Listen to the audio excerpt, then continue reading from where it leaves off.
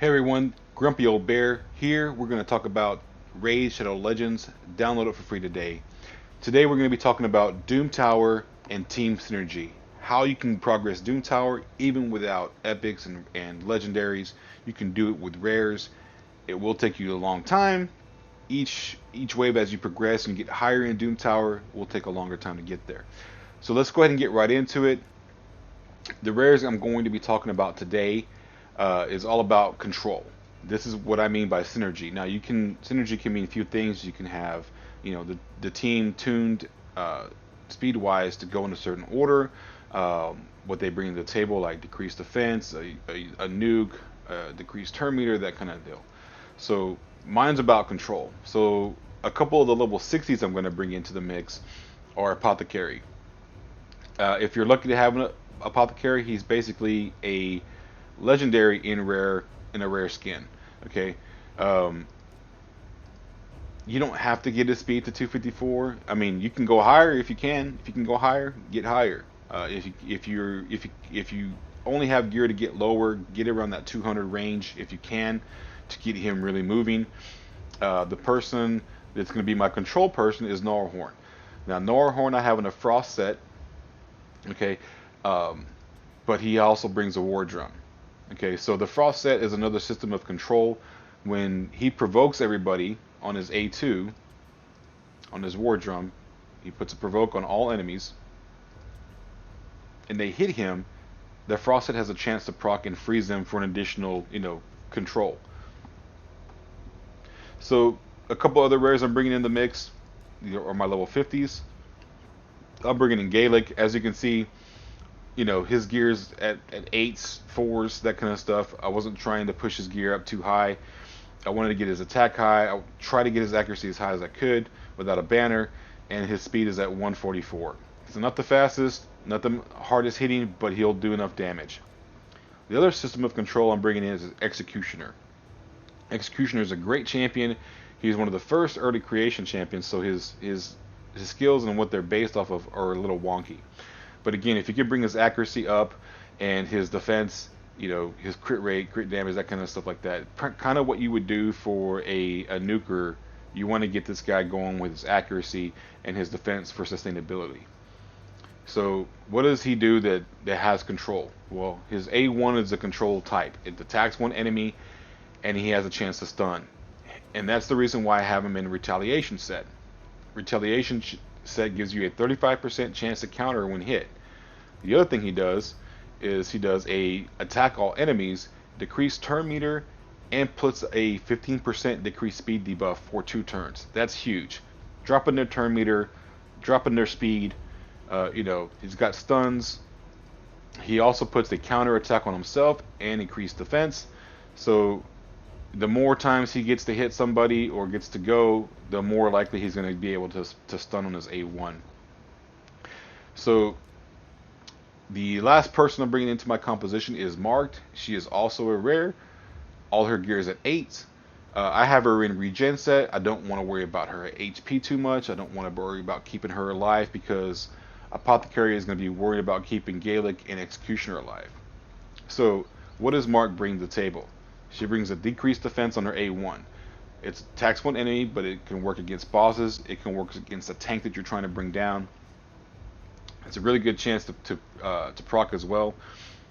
Punishment of the Gods. She decreases accuracy. This is a huge move in Doom Tower for bosses, for waves, all those things, and it goes on all enemies. So that's a big plus there.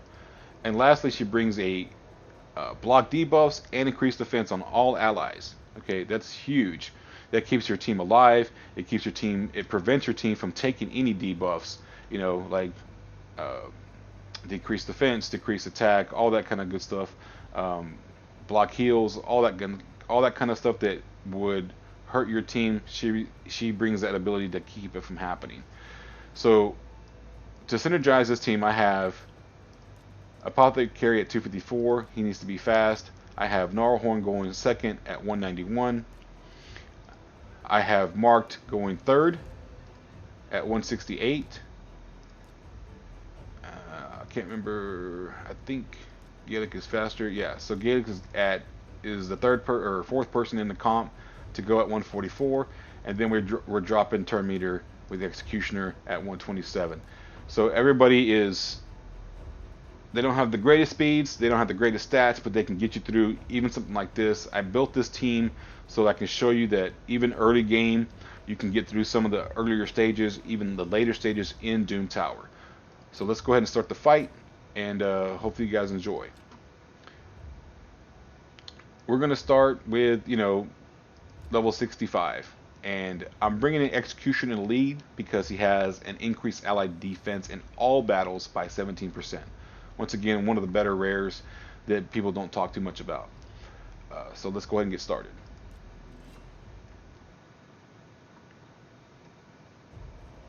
Now in the beginning, you can hit auto. Right now you can hit auto, not worry about it. The part that you want to tick off auto is when there's 1 to 2 enemy champions left, and you want to save all your big abilities for the start of the next round. So you can see the provoke nobody hit anybody else but Gnarlhorn, and that's perfectly fine. Gnarlhorn can take these hits, even with the block heal there or heal reduction. It's fine. He can take it. He's got unkillable. He put provoke right back on everybody. They can't go. There's a good hit from Gaelic.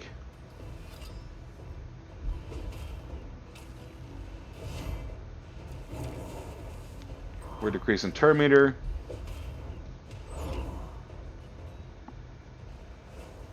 Oh, I didn't see the guy that revived in the back. No! It's alright, we'll take him down. He can only do that once. We got provoke back on. Look at that. Apothecary with the critical heal. That's one thing Apothecary can do. All you want to focus on Apothecary is defense and speed, period. You want him to be tanky. You want him to be able to go fast as you can. The other thing, if you can, fit in there is crit rate. Because as you just saw, he landed a critical heal and it fully healed Gnarlhorn back up to 100%. So Apothecary is a fantastic healer. He's a speed increaser. For Fire Knights, he has a triple hit on his A1. He's a fantastic champion.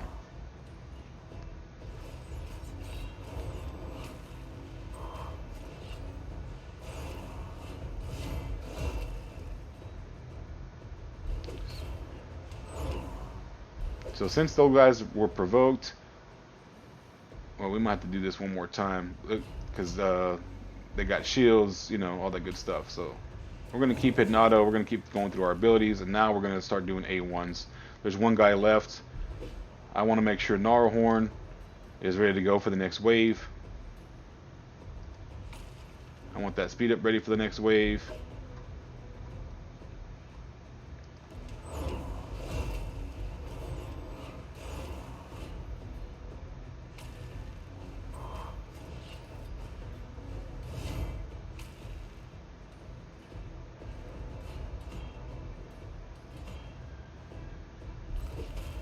There you go. See that freeze? That's from his frost set. He's frozen. I'm not worried about him anymore. Now, the decreased speed, the decreased turn meter, all that does is give Gnarlhorn a chance to come back in and bring him back to provoke. So that none of them have been able to do their abilities except for that reviver in the back. He brought that one guy back, but that's okay. We'll keep attacking him. We'll bring him right back down. He's frozen. All about control. This team composition is all about control.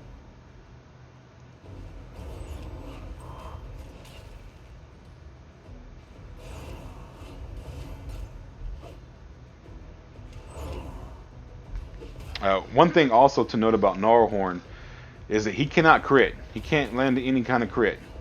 All he can do is, minimum damage, and it's based off how much HP he's lost, I believe. So when you're building your Gnarlhorn, think just straight up tank. No damage. He's there as a meat shield. You want him taking the hits. You want him coming back around to that skill right there to keep taking the hits. You want to put some type of heal on him to keep him kind of relatively afloat so that your healer doesn't have to worry about, too much about healing him up.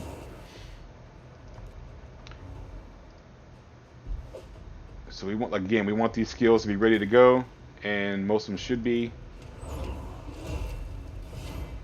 So with Norhorn, you don't have to worry about crit rate, crit damage. He can't do it.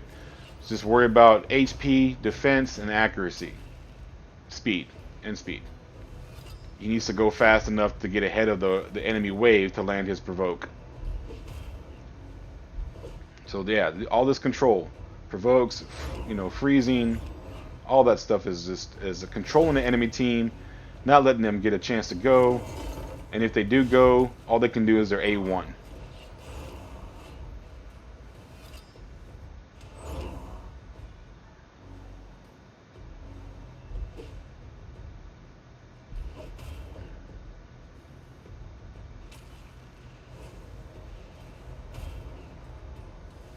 See that counter right there? It's that retaliation set.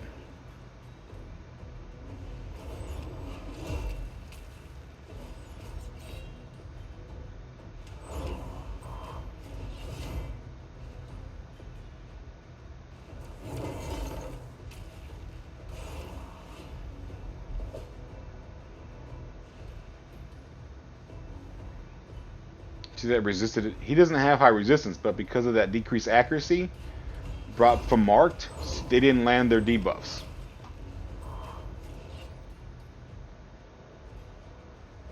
The stun from Executioner on Annie over there, I mean, it's all about control. If you can control the waves in Doom Tower, you control the outcome. And that's it. 5 minutes and 46 seconds. It took a bit, but with 3 level 50s and hardly any masteries, these guys were able to get it done because of the control. So you can control your destiny if you can bring a composition kind of like that in Doom Tower. I'll just show you the masteries I have on these guys. He's fully masteried out. He's got Giant Slayer because of his triple hit.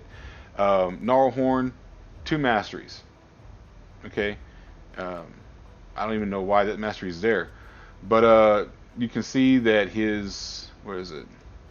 So his A1, this attack cannot be a strong, critical, or weak. And this is his only attack. So all it can do is just straight up damage. It's based off his attack. That's probably why I have that on there. Gaelic, his masteries, first couple. A few runs through Minotaur and you have these masteries. Same thing for Executioner. Same thing for Marked. They're not masteried out. They're not decked out with high-end gear that's at 16. These guys are running at 8s and 12s. Nothing major. Anybody can get to this kind of level of stats. This isn't the greatest gear. I geared them specifically for this, demonstration on what you can do with rare champions in Doom Tower at a pretty decent level. Once you get to that level, you're getting a Void Shard, you're getting a couple of books, you're getting energy, you're getting silver, you're getting charms. That was at level 65, so you got a couple secret rooms you can go through. All that kind of stuff is great rewards in Doom Tower. So I hope you guys enjoyed this video.